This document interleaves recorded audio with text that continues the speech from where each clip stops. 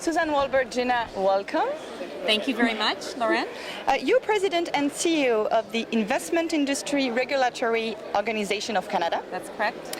And is it easy to set and enforce rules in the financial world? Or rules and finance are kind of two paradoxical things, as we were talking today at the Rencontres économiques about the financial dictatorship? Well, I think that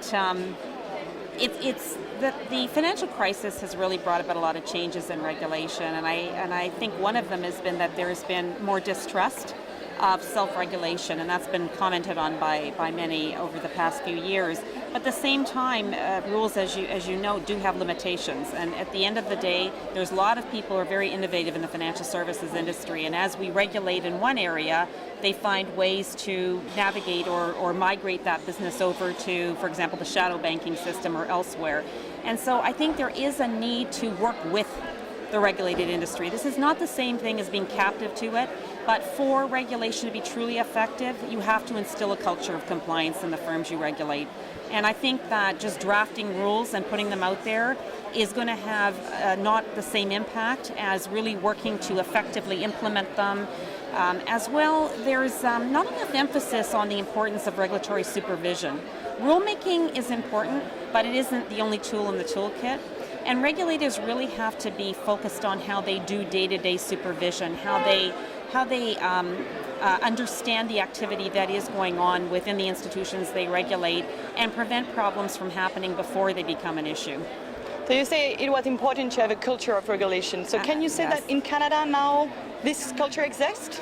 I would say that, Canada came through the crisis, as you probably know very well, and that's been commented by a number of people, but we always say that we can't be complacent in this. And I think one of the reasons we came through the crisis so well is we had a banking crisis several decades before, and so in some ways we'd gone through our problems and were more poised to deal with the financial crisis when it happened.